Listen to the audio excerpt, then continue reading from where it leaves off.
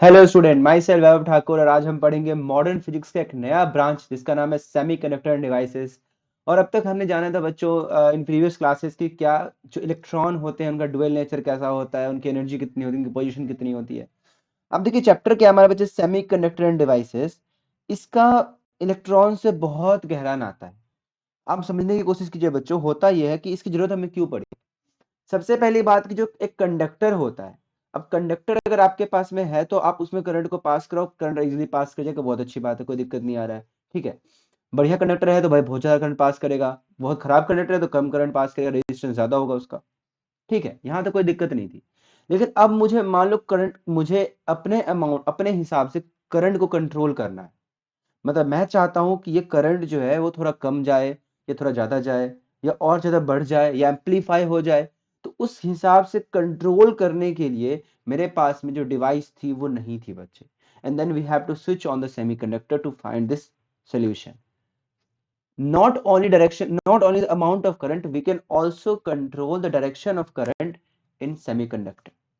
How, वो हम यहाँ जानेंगे बच्चों। इवन रेजिस्टेंस में क्या होता है, करंट का left to right, right to left किधर भी भेज लो, कोई दिक्कत वाली बात नहीं है। लेकिन एक डायोड, एक सेमीकंडक्टर के अंदर बच्चों करंट का डायरेक्शन का फ्लो जो होता है वो क्या होता है, यूनी डायरेक्शनल होता है, सिर्फ एक ही दिशा में फ्लो करता है। वो हम देखेंगे कैसे करता है in next classes. Now the problem is what, कि क्या सीधा ये डिस्कवर हो गया था क्या पहले? नहीं। देखो क्या होता है बच्चे, आप लोग फोन यूज करते हो, आपके फोन में एक ऑप्शन होता है ब्राइटनेस को इंक्रीज डिक्रीज करने का ऑप्शन होता है। कितने आराम से आप उसको ऐसे ऑन करते हो, ब्राइटनेस इंक्रीज हो जाता है, उसे ऐसे डिक्रीज करते हो, ब्राइटनेस डिक्रीज कर जाता है ना। बट उसके पीछे का मैकेनिज्म आपको समझना चाहिए, मैकेनिज्म क्या हो रहा होता है बच्चे वहां पे। जैसे ही आप उस पर टच करके उसको इंक्रीज करते हो तो एक सिग्नल, एक सॉफ्टवेयर ऑन होता है बच्चे। वो सॉफ्टवेयर जो होता है वो आपके कंप्यूटर, मतलब आई मीन आपके फोन के मदरबोर्ड को इंस्ट्रक्शन देता है कि अब आपको यहाँ पे इस पर्टिकुलर एरिया में करंट को कम फ्लो करवाना है ताकि स्क्रीन का ब्राइटनेस क्या हो जाए बच्चे, डिक्रीज कर जाए।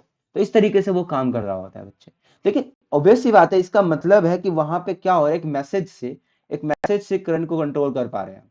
तो आपका ये क्वेश्चन होगा, सर करंट कंट्रोल करना है तो रेजिस्टेंस ही यूज कर लो ना। रेजिस्टेंस को इंक्रीज कर दो, करंट डिक्रीज हो गया। रेजिस्टेंस को डिक्रीज कर दो, करंट हमारा इंक्रीज हो गया। तो नहीं बचा। रेजिस्टेंस होता है पैसिव डिवाइस होता है। पैसिव का मतलब यह होता है कि जब उसमें करंट को हम पास करेंगे तो हीट को जनरेट करता है और वो हमें नहीं चाहिए, हमें करंट का लॉस नहीं करवाना है। तो इस वजह से हम सेमीकंडक्टर पे स्विच करते हैं बच्चे, ताकि हमारी ये जो है ये हीट लॉस ना हो, एनर्जी का लॉस ना हो, in order to control the amount of current, in order to control the direction of current. So that's why we switch on this device. But ये ऐसा नहीं कि देखो हर चीज जो होता है साइंस में, जो इवोल्यूशन होता है उसमें टाइम लगता है और उसको एक हर स्टेज में इवोल्यूशन होता है उसका। तो सबसे पहले वैक्यूम ट्यूब्स आए थे और वैक्यूम ट्यूब्स के बाद हमें इसका आइडिया आया था अबाउट सेमीकंडक्टर्स। तो let's see what is vacuum tube. Okay,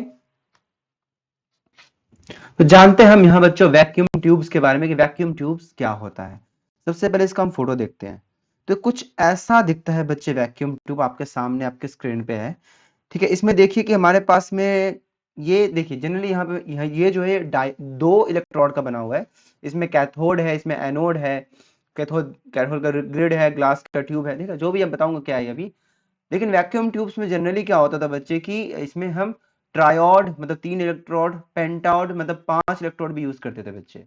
तो अभी हम बेसिकल एग्जांपल ले रहे हैं यहाँ पे 2 इलेक्ट्रोड का, that is cathode and anode. ये काम कैसे करता था, इसमें से कैथोड को हीट करके हम इलेक्ट्रॉन निकलवाते थे। कैथोड को हीट करके हम इलेक्ट्रॉन को निकलवाते थे।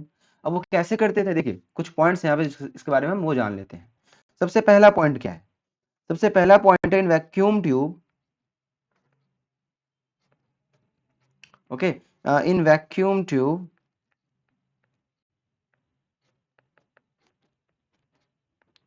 electron are obtained from a heated cathode, obtained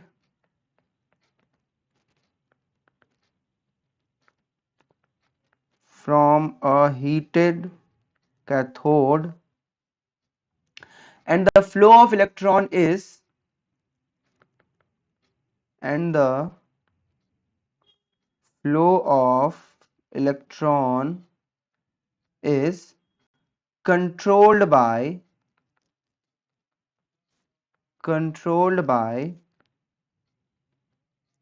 varying the voltage है ना। तो काफी वही बात थी जो हमें चाहिए थी ना बच्चे। हमें क्या चाहिए था, हमें चाहिए था कि कंडक्टिविटी हम अपने हिसाब से कंट्रोल कर ले। वो यहाँ पे हो सकता है, कैसे हो सकता है, by varying the voltages, fine. And also the vacuum tubes electrons are obtain from heated cathode. जितना ज्यादा हीट करोगे इलेक्ट्रॉन ज्यादा मिलेंगे, इलेक्ट्रॉन ज्यादा मिलेंगे, करंट का जो इंटेंसिटी है बढ़ जाएगा बच्चे, है ना। यानी कि हम यहाँ पे करंट की मैग्नीट्यूड कंट्रोल इजिली कर सकते हैं। Okay, and not only the magnitude, इसका फ्लो भी कंट्रोल कर सकते हैं हम लोग। That is the benefit. तो वही तो सेमीकंडक्टर भी दे रहा है हमको, तो हमने इसको इसी को यूज क्यों नहीं किया। Why we switched on semiconductors, वो भी जानेंगे बच्चे हम। ठीक है, सेकेंड पॉइंट क्या है बच्चे सेकेंड पॉइंट क्या है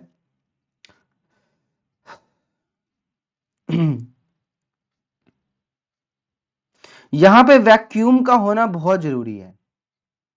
यहां पे वैक्यूम का होना बहुत जरूरी है ताकि इलेक्ट्रॉन एनर्जी का लॉस ना करे। That's why we call it vacuum tubes. क्योंकि वैक्यूम होगा तो कोलिजन नहीं होगा पार्टिकल्स का इलेक्ट्रॉन का, और इलेक्ट्रॉन अपना एनर्जी लॉस नहीं करेगा। सो दैट्स व्हाई यहाँ पे वैक्यूम का होना बहुत जरूरी है। सेकेंड पॉइंट आपका ये हो गया। थर्ड पॉइंट की बात करते हैं electron flow only in one direction. Electron flow only in one direction, है ना। आप सिर्फ एक ही दिशा में इलेक्ट्रॉन को फ्लो करने दे रहे हो, क्योंकि इलेक्ट्रॉन कहां से कहां जाएगा, नेगेटिव टू पॉजिटिव जाएगा, ऑब्वियस सी बात है ना। तो आप एक ही दिशा में करंट को फ्लो करने दे रहे हो बच्चे, ठीक है। उसके बाद यानी it is a unidirectional device, जो हमें चाहिए थी, सब कुछ हमें मिल रहा है बच्चे। यहाँ पे जो वोल्टेज हम यूज करते हैं वो जनरली मतलब ये हाई पावर हाई वोल्टेज का यूज होता है यहाँ पे, high power and high voltage. अब ये इसका लिमिटेशन है, क्योंकि भाई देखो क्या है कि आपको छोटा सा एक वॉच बनाना है, मान लीजिए इलेक्ट्रॉनिक वॉच बनाना है, उसके अंदर आप क्या कर रहे हो, तो उसके अंदर आप वैक्यूम ट्यूब तो नहीं लगा सकते ना बच्चे। अब इतना बल्कि हो जाएगा, उसके हाथ में पहन नहीं पाओगे आप, है ना। तो हमें उसको लेस इसकी तरह छोटा साइज का बनाना है, उसको हम एक रिस्ट वॉच की तरह पहन सके। तो इसीलिए हम यहाँ पे वैक्यूम ट्यूब का यूज नहीं कर सकते फिर, ठीक है। तो इसके लिए लिमिटेशन यहाँ पे ये हो जाती है। दूसरा क्या है बच्चे कि इसके पास में लिमिटेड लाइफ होता है, लिमिटेड लाइफ होता है, एंड ऑब्वियस बात है कि लेस मतलब लो रिलायबल होता है। क्योंकि जहां पे भैया हीटिंग वीटिंग की बात आती है, वहां पे ऑब्वियस सी बात है कुछ ना कुछ लॉस वॉस तो होगा ही होगा। तो जितना आप उसको इनपुट दोगे उतना आउटपुट आपको मिलेगा नहीं, पहली बात। दूसरी बात काफी बल्कि है, और इतना हाई वोल्टेज कोई भाई मतलब इससे एक एक्सीडेंट भी हो सकता है। मान लो किसी के फोन में एक वैक्यूम ट्यूब हमने लगा रखा है और इतना हाई वोल्टेज वो काम कर रहा है, गलती से सर्किट खराब हो जाए तो उसके शॉक से उसकी पर्सन की डैमेज हो सकती है बच्चे, है ना।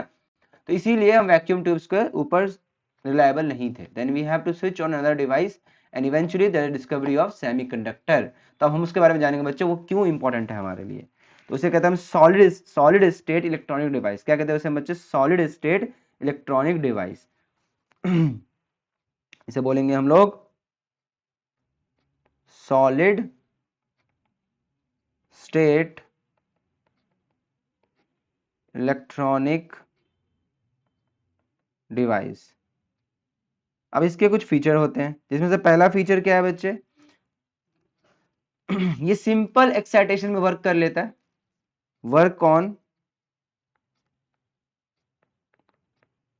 सिंपल एक्साइटेशंस। मतलब इसको नहीं चाहिए होता, ठीक है, इसको नहीं चाहिए होता क्या, कि हाई वोल्टेज हाई पावर, नहीं, इसको नहीं चाहिए। सिंपल एक्साइटेशन मतलब सिंपली अब लाइट से इसको ऑपरेट कर सकते हो, ठीक है। आप इसको हीट सिंपल हीट से ऑपरेट कर सकते हो, बहुत सारी चीजों में यूज कर सकते हो बच्चे, ठीक है। पहला एडवांटेज इसका। दूसरा एडवांटेज क्या है बच्चे, इलेक्ट्रॉन का फ्लो जो होता है in one direction only, in one direction only. तो ये भी बेनिफिट हो गया आपके लिए, है ना। उसके बाद तीसरा ऑप्शन ये है कि conductivity can be controlled, conductivity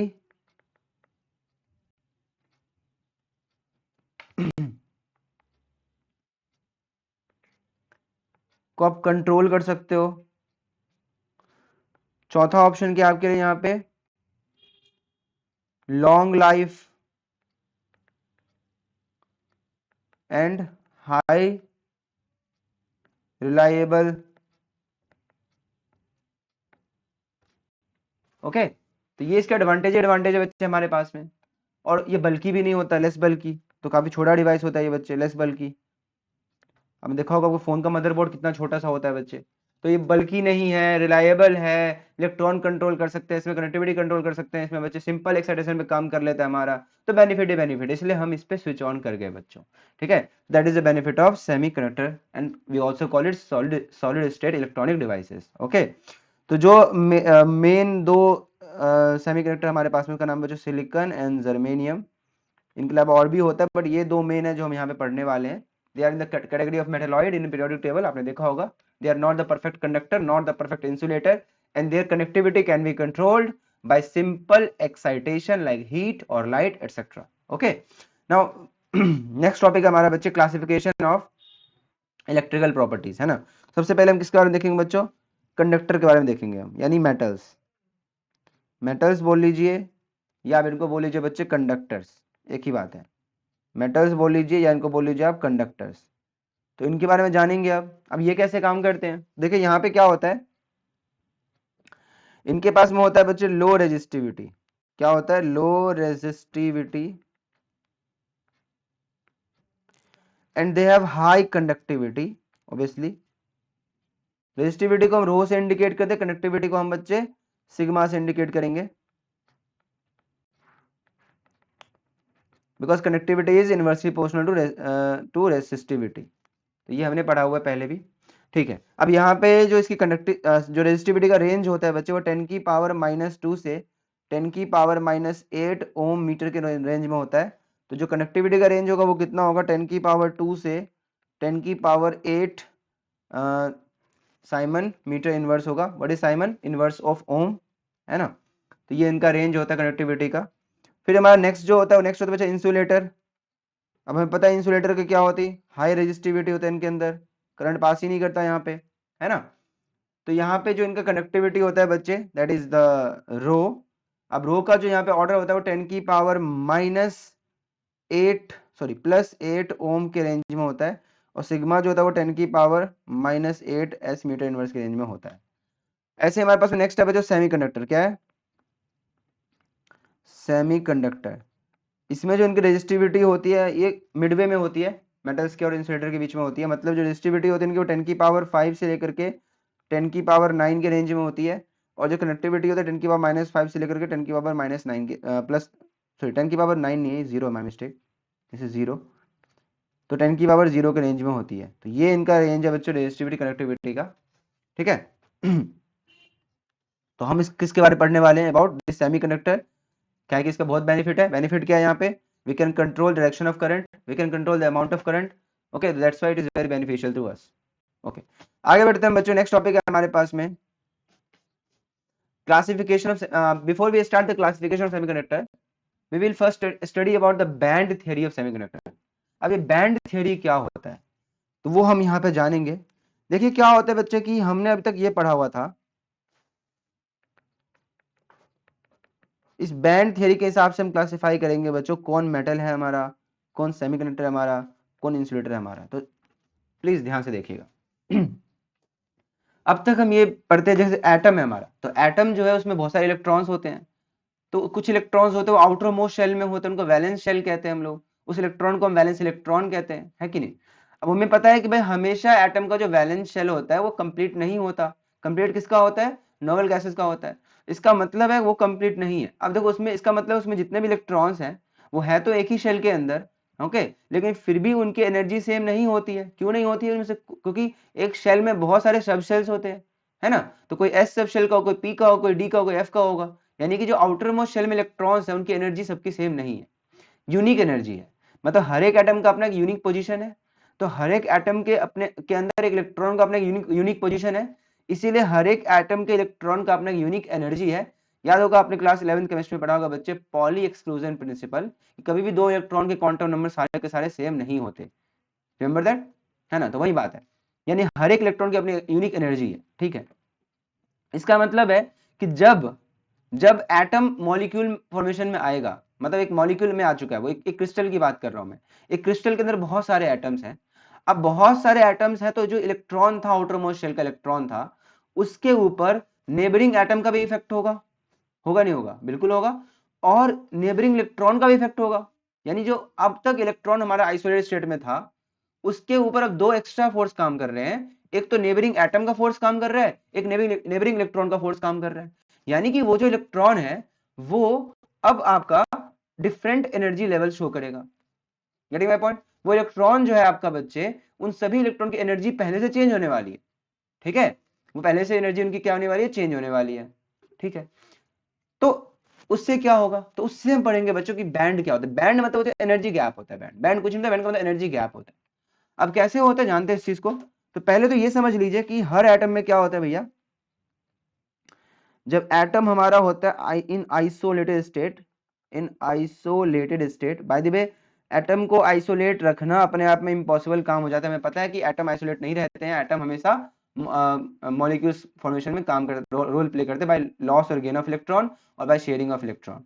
तो आइसोलेटेड स्टेट में कौन सा एटम होता है हमारा, जनरली वो नोबेल गैसेज होते हैं जो इनर्ट होते हैं, बट सारे नोबेल गैस भी नहीं होते उसमें, है ना। आपने पढ़ा होगा जीनन के बारे में, उसके कंपाउंड एग्जिस्ट करते हैं, XeO2 XeO3। खैर जो एटम है हमारा, मान लो किस स्टेट में है, वो अभी आइसोलेट स्टेट में है। इसका यह मतलब है भैया कि यहाँ पे जो इलेक्ट्रॉन है, जितने भी इलेक्ट्रॉन्स हैं, इलेक्ट्रॉन्स, अच्छा मैंने अभी यहाँ बात करी सिर्फ वैलेंस इलेक्ट्रॉन की बात करी, क्योंकि जो इनर इलेक्ट्रॉन्स होते हैं, जो पेनल्टीमेंट शेल के इलेक्ट्रॉन्स हैं, जो इनर शेल के इलेक्ट्रॉन है, उनके ऊपर उतना इफेक्ट नहीं होता नेबरिंग एटम्स का, यानी कि उनका एनर्जी लेवल में ज्यादा चेंजेस नहीं होता, ठीक है। लेकिन जो आउटर मोस्ट वाले उनका होता है, जो अंदर वाले में बहुत हद तक चेंज नहीं होता, बहुत कम इफेक्ट होता है उनके ऊपर, ठीक है।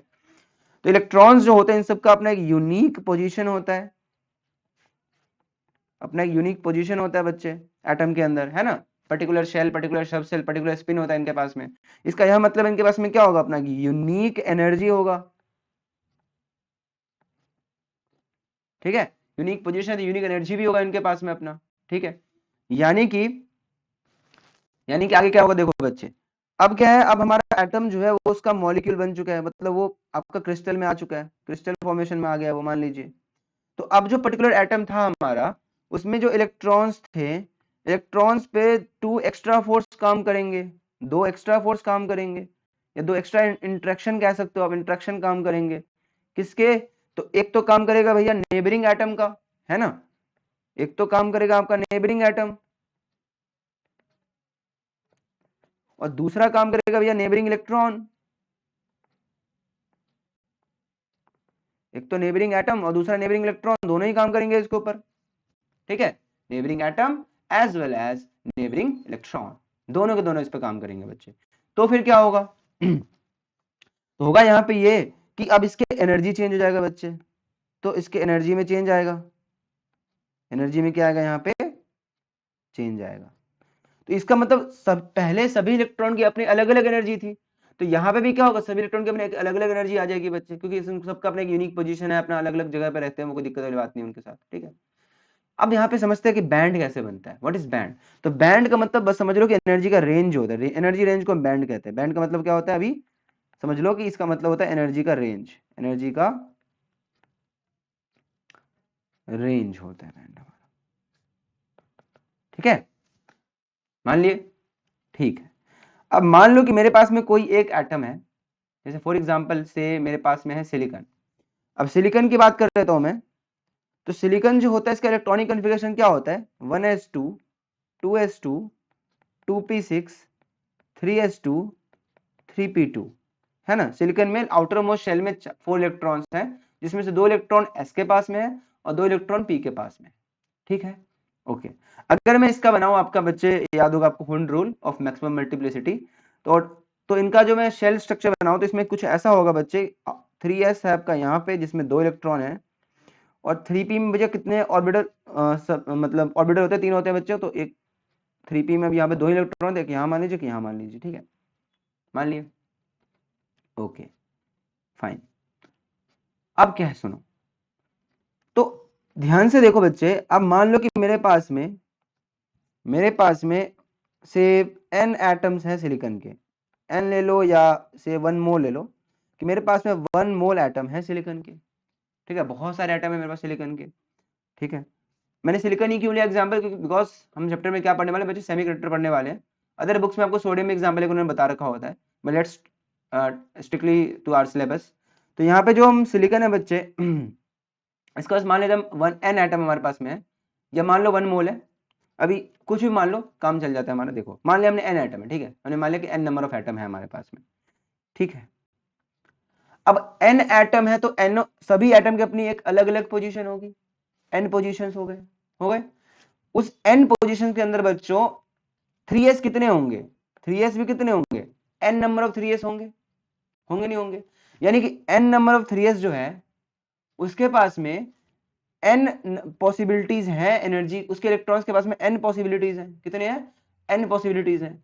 अब क्योंकि 3s के अंदर 2 इलेक्ट्रॉन्स हैं, हर 3s में बच्चों 2 इलेक्ट्रॉन है, हर 3s में यहाँ पे क्या है बच्चे, 2 इलेक्ट्रॉन है, तो हर एक 3s के अंदर दोनों इलेक्ट्रॉन की एनर्जी क्या है बच्चे, डिफरेंट है, दोनों एनर्जी क्या है, डिफरेंट है, समझ रहे हो? यानी कि एक सिलिकॉन एटम का एक 3s के 2 इलेक्ट्रॉन है, उनकी एनर्जी डिफरेंट है, दूसरे वाले की भी 3s के 2 इलेक्ट्रॉन की एनर्जी भी डिफरेंट होगी। मतलब 2 इलेक्ट्रॉन, 2 सिलिकॉन में 4 3s के इलेक्ट्रॉन आ गए और चारों की एनर्जी डिफरेंट है, समझ रहे हो? यानी कि n number of silicon atom में 2n इलेक्ट्रॉन्स जो होंगे 3s के, उन सभी की एनर्जी क्या होगी बच्चे, डिफरेंट होगी। Okay, n number of silicon atom में 3s के कितने इलेक्ट्रॉन होंगे बच्चे, 2 इंटू n इलेक्ट्रॉन होंगे, कैपिटल N। उन सभी की एनर्जी क्या होगी, डिफरेंट होगी, क्योंकि सबका अपना यूनिक पोजीशन है, सबका अपना यूनिक एनर्जी है, सबका अपना यूनिक इंटरेक्शन है कि नहीं? यानी कि हम यहां पे लिख सकते हैं कि ये जो है टोटल हमारा ये 2n एनर्जी स्टेट में होगा, ठीक है। लेकिन जो 3p है बच्चे, 3p में 6 ऑर्बिटल है, हाँ इलेक्ट्रॉन अभी 2 में ही है, बट मान लो कि 6 के 6 भरे हुए थे, किसी एटम में 6 के 6 भरे हुए हैं, सॉरी नॉट 6, 3 ऑर्बिटल है, और इस 3 ऑर्बिटल में जो 6 इलेक्ट्रॉन रह सकते हैं मैक्सिमम, एट मैक्स इसमें 6 इलेक्ट्रॉन रह सकते हैं। तो अभी मैं इलेक्ट्रॉन की बात नहीं कर रहा हूं, अभी मैं उससे ऑर्बिटल की बात कर रहा हूं। इसके पास में 3 ऑर्बिटल है और इसमें मैक्सिमम 6 इलेक्ट्रॉन रह सकते हैं, और उन 6 की एनर्जी क्या होगी बच्चे, डिफरेंट होगी। तो एक सिलिकॉन एटम में 6 डिफरेंट एनर्जी स्टेट्स होंगे 3p के इलेक्ट्रॉन्स के, एक सिलिकॉन एटम में 6 डिफरेंट एनर्जी स्टेट्स होंगे 3p के एटम के। आप बोलोगे सर ऐसा कैसे कह रहे हो आप, भाई यहाँ 2 ही इलेक्ट्रॉन है। अरे ठीक है, आपकी बात मान ली 2 इलेक्ट्रॉन है, बट आपको ये किसने कहा कि वो इलेक्ट्रॉन यहीं पे है, वो यहां भी तो हो सकता है ना? आपको ये किसने कहा कि वो ऊपर अपर स्पिन में, लोअर स्पिन में तो हो सकता है, डाउनवर्ड स्पिन में तो हो सकता है ना वो, है कि नहीं? यानी कि पॉसिबिलिटीज क्या है, मतलब टोटल नंबर ऑफ इवेंट्स कितने हैं, प्रोबेबिलिटी कितने इवेंट्स की है, तो 6 पॉसिबिलिटीज पॉसिबल है हमारे पास में, क्योंकि एक ऑर्बिटर में 2 इलेक्ट्रॉन रह सकते हैं मैक्सिमम, तो 6 जगह पे इलेक्ट्रॉन जा सकते हैं, तो हर एक इलेक्ट्रॉन के पास में 6 एनर्जी स्टेट हो सकते हैं, है कि नहीं? तो यहाँ पे क्या है बच्चों कि 6 इलेक्ट्रॉन्स आ सकते हैं मैक्सिमम, और 6 इलेक्ट्रॉन्स की अपनी 6 अलग अलग एनर्जी स्टेट होगी। यानी कि 3p के पास में क्या होगा बच्चे, n सिलिकॉन एटम के अंदर 6n एनर्जी स्टेट्स होंगे अलग, 6n एनर्जी स्टेट्स होंगे अलग। यानी कि टोटल कितना हो गया बच्चे, टोटल हो गया हमारे पास में 8n एनर्जी स्टेट्स हो गए, 8n एनर्जी स्टेट्स हो गए, ठीक है। आप बोलोगे सर आप ये 6n क्यों लिख रहे हो, वहां पे 2 ही इलेक्ट्रॉन है, आप 6 क्यों लिख रहे हो, 6 क्यों लिख रहे हो? तो देखो बच्चा अभी आपको समझ में आ रहा है मैंने 6 क्यों लिखा है, ठीक है, जस्ट वेट एंड वॉच। अब हम क्या करते हैं बच्चों, तो अब हम ग्राफ बनाते हैं। इस ग्राफ के अंदर क्या है, तो ये एक लाइन है, और ये लाइन इंडिकेट कर रहा है इंक्रीज ऑफ एनर्जी को, किसको, इंक्रीज ऑफ एनर्जी को। देखो इनर शेल्स ज्यादा इफेक्ट होता है इनर शेल्स को, तो अभी आउटर शेल्स की बात कर लेते हैं, ठीक है। तो चलो क्या है आउटर में कौन कौन से हमारे, एक तो चलो यहाँ कहीं पे होगा हमारा 1s, ठीक है, 1s का एनर्जी लेवल होगा यहाँ कहीं पे, यहाँ कहीं पे हमारा 2s का एनर्जी लेवल होगा, यहाँ कहीं पे हमारा 2p थोड़ा पास होगा ना, एक ही शेल के अंदर है, 2p का एनर्जी लेवल होगा, यहाँ कहीं पे आपका 3s होगा, यहाँ कहीं पे कोई 3p एनर्जी लेवल होगा, ठीक है। मान लिया हमने 3s हो गया 3p हो गया, कोई दिक्कत वाली बात नहीं है, ठीक है। अब इस 3p में क्या इलेक्ट्रॉन्स होंगे, है ना, हर एक 3p में 2 इलेक्ट्रॉन है अभी, है ना, ठीक है। अब क्या होगा बच्चे कि जैसे क्रिस्टल बनेगा, जैसे क्रिस्टल बनेगा बच्चे, ये 3p के जो इलेक्ट्रॉन्स हैं ये कुछ ऐसे स्प्लिट हो जाएंगे, ये कुछ ऐसे आपके क्या हो जाएंगे बच्चे, तो स्प्लिट हो जाएंगे, इस रेंज में आ जाएंगे, वैसे कहेंगे भैया अब तो हम सबकी एनर्जी अलग अलग होगी, जब आइसोलेट थे तो उनकी एक यूनिक एनर्जी थी, है ना, सबकी आइसोलेट में सभी एटम के अपनी के इलेक्ट्रॉन्स की अपनी अलग एक इक्वल एनर्जी थी। लेकिन यहाँ पे जैसे वो क्रिस्टल में आ गए हैं, तो क्रिस्टल में आते ही क्या हुआ कि चारों तरफ से अलग अलग एटम का फोर्स लग रहा है, अलग अलग इलेक्ट्रॉन का फोर्स लग रहा है, तो अब सबकी एनर्जी डिफरेंट हो जाएगी। अब ये जो आपके n एटम्स थे, ठीक है, वो जो कितने एटम्स बचे आपके n एटम्स थे, उन NO एटम में जितने भी इलेक्ट्रॉन्स थे 3p के अंदर, वो सभी इलेक्ट्रॉन क्या करेंगे बच्चे, तो इस एनर्जी गैप में आ जाए, कोई कोई यहाँ आएगा, कोई यहाँ आएगा, कोई यहाँ आएगा, कोई यहाँ आएगा, कोई यहाँ आएगा, कोई यहाँ आएगा, कोई यहाँ आएगा, कोई यहाँ आएगा, बहुत छोटे छोटे है ना, इधर आ जाएंगे वो, इन गैप में ऐसे आ जाएंगे वो, है कि नहीं। ओके, अब देखो क्या है बच्चे, एक्चुअली में क्या होगा कि मैं थोड़ा सा यहाँ से लाइन मिटा देता हूँ, ये मिटा दिया, ये मिटा दिया, ये मिटा दिया, ये मिटा दिया, ये मिटा दिया, यहां पे कोई इलेक्ट्रॉन नहीं है और यहां पे इलेक्ट्रॉन है। ट्राई टू अंडरस्टैंड, ऊपर वाले पार्ट में इलेक्ट्रॉन क्यों नहीं है, क्योंकि हमारा 3p सबशेल जो था वो कंप्लीटली फिल्ड नहीं था, यानी कि, और फिर आप बोलोगे सर ठीक है आपकी बात मान ली कंप्लीटली फिल्ड नहीं था, तो फिर यहीं पे इलेक्ट्रॉन क्यों है, यहां पे क्यों नहीं है, तो भैया इलेक्ट्रॉन हमेशा लोअर एनर्जी स्टेट में रहना पसंद करता है ताकि उसका स्टेबिलिटी मेंटेन रहे, यानी कि इसको बोलते हैं बच्चे हम लोग वैलेंस बैंड, मतलब वैलेंस शेल का वो बैंड जहां पे इलेक्ट्रॉन प्रेजेंट है। कौन से इलेक्ट्रॉन प्रेजेंट है बच्चे, वैलेंस इलेक्ट्रॉन प्रेजेंट है, उसे क्या बोलेंगे हम, वैलेंस बैंड बोलेंगे। और इसको बोलते हैं बच्चे हम लोग कंडक्शन बैंड, मतलब यहां पे इलेक्ट्रॉन अभी नहीं है, लेकिन जब आएगा यहां पे इलेक्ट्रॉन तो कंडक्शन बैंड के इलेक्ट्रॉन का ही लॉस और गेन पॉसिबल हो पाता है बच्चे इन एनी सेमीकंडक्टर, तो इसे बोलेंगे हम बच्चे कंडक्शन बैंड। क्या बोलेंगे, कंडक्शन बैंड। तो आपको समझ में आया होगा बच्चे स्प्लिटिंग क्यों होती है, ठीक है। तो वैसे ही आपका जो 3s है उसके अंदर भी 2 इलेक्ट्रॉन थे, वो भी अब देखिए वो भी स्प्लिट हो जाएगा ऐसे, है ना, वो भी ऐसे स्प्लिट हो जाएगा बच्चे, तो इसमें तो पूरा भरा होगा क्योंकि इसमें तो कंप्लीटली फिल्ड था ये आपका, तो पूरा भरा होगा।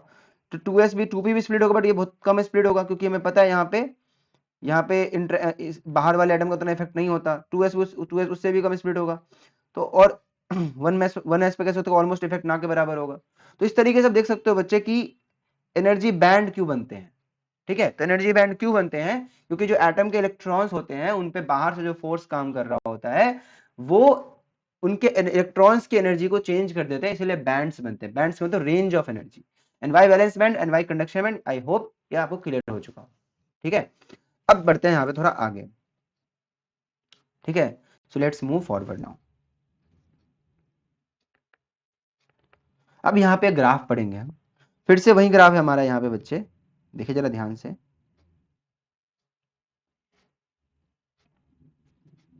अच्छा एक और बात है, ये जो होगा ये कहाँ पे होगा, T इक्वल टू 0 केल्विन पे होगा, एब्सोल्यूट 0 पे होगा ये, क्योंकि भाई हीट अगर बढ़ा दोगे आप तो हो सकता है कि यहाँ के इलेक्ट्रॉन, वैलेंस बैंड के इलेक्ट्रॉन उड़ते उड़ते कहाँ पहुंच जाए, तो कंडक्शन बैंड में पहुंच जाए, तो इसलिए 0 केल्विन की बात चल रही है। अदरवाइज ऑब्वियस सी बात है हीट बढ़ाने पे इलेक्ट्रॉन का लॉस गेन हो सकता है, तो बैंड में शिफ्टिंग आ सकती है बच्चे, ठीक है। ओके, अब यहाँ पे आ गए हम, यहाँ पे बेसिकली हम वैलेंस शेल की बात करते हैं, तो ये हमारा एनर्जी लेवल है,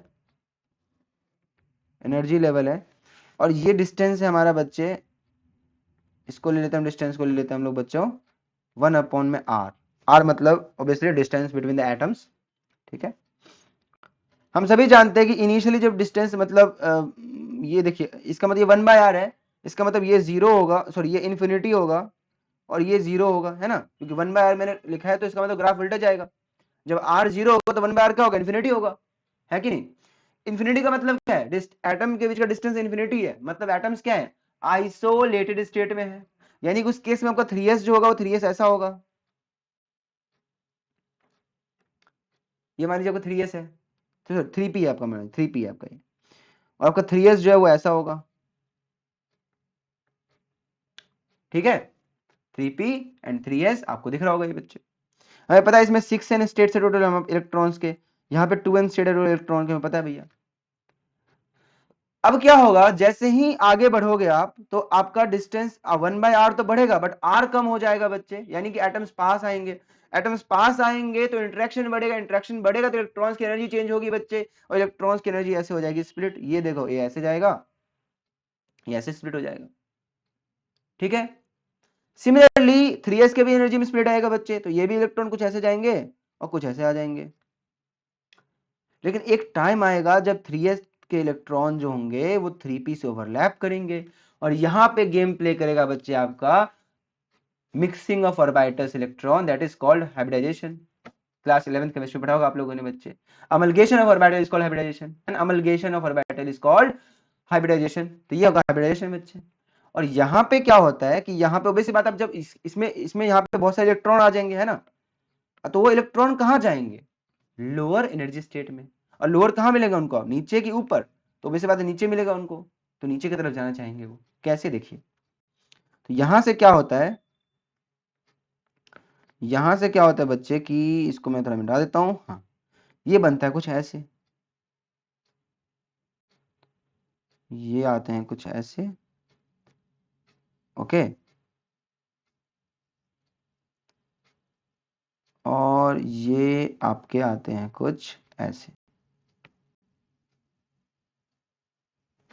तो इस तरीके से बनता है। तो जो नीचे वाला बैंड दिख रहा है बच्चे आपको, उसको बोलेंगे हम कुछ नहीं तो अपना वैलेंस बैंड, दैट इज वीबी। और जो ऊपर वाला बैंड है उसको बोलेंगे बच्चे हम लोग क्या, अपना कंडक्शन बैंड, सीबी। तो आई होप आपको बैंड क्यों बनता है ये आपको समझ में आ गया हो बच्चे। Okay, you can take a screenshot और you can pause your screen to identify this thing. ये ऐसे नीचे क्यों आए, क्योंकि जब वहां पे 3s से 3p इलेक्ट्रॉन मिक्स हो रहे थे तो इलेक्ट्रॉन चाहेंगे कि हम कहां चले जाएं बच्चे, तो लोअर एनर्जी स्टेट में चले जाएं, इसीलिए वो नीचे आएंगे, just to stay in lower energy state. और ये कहाँ पे है, तो ऑब्वियस सी बात है कि यहाँ पे ही आपका T इक्वल टू 0 पे बात कर रहा हूँ मैं, 0 केल्विन पे बात कर रहा हूँ। जैसे टेम्परेचर को इंक्रीज करेंगे हम तो इलेक्ट्रॉन यहाँ से यहाँ जंप करना स्टार्ट कर देंगे बच्चे, जैसे हम एनर्जी को इंक्रीज करेंगे तो। So are you getting my point, what I am telling you. तो आई होप आपको यहाँ तक क्लियर हो बच्चों कि बैंड क्या होते हैं और बैंड क्यों बनते हैं। ठीक है, तो ये हमने जान लिया कि बैंड क्यों बनते हैं, क्यों जो थे वो आउटर मोस्ट, इसका सिंपल सा मतलब आपका ये बन गया बच्चे कि इलेक्ट्रॉन के आउटर मोस्ट शेल के जो इलेक्ट्रॉन्स होते हैं उनकी एनर्जी सबकी सेम नहीं होती, उनकी एनर्जी डिफरेंस होती है। डिफरेंट क्यों होती है, क्योंकि उनके बाहर वाले एटम्स का इफेक्ट होता है, इसीलिए डिफरेंट होती है जब वो क्रिस्टल के फॉर्म में होते हैं। तो उससे क्या होता है बच्चे, तो उससे क्या होता है, तो बेसिक बात है कि जो इलेक्ट्रॉन हायर स्टेट, मतलब इससे बैंड बनता है। बैंड का मतलब ये कि इलेक्ट्रॉन की एनर्जी लेवल की स्प्लिटिंग हो जाती है, और जो जो इलेक्ट्रॉन नीचे वाले एनर्जी लेवल में आते हैं उसको वैलेंस बैंड बोलते हैं हम, जो ऊपर वाले में होते हैं उसको कंडक्शन बैंड बोलते हैं। ठीक है, ओके, आगे बढ़ते हैं बच्चे यहाँ पे। अच्छा, एक और बात याद रखना, यहाँ पे देखो ध्यान से, मैंने ये कंडक्शन बैंड और वैलेंस बैंड में थोड़ा सा गैप बनाया है। ये गैप दिख रहा है आपको, ये गैप दिख रहा है, यस। इस गैप को बोलते हैं बच्चों energy gap, forbidden energy gap. अभी के लिए इसको लिख लो ईजी बोलेंगे, इस गैप को क्या बोलेंगे हम, ईजी, और फॉरबिडन एनर्जी गैप कहते हैं इसको। अब ये गैप क्या होता है, क्यों होता है, मेटल्स केस में गैप नहीं होता, वो क्यों नहीं होता वो सब जानने वाले हम अभी।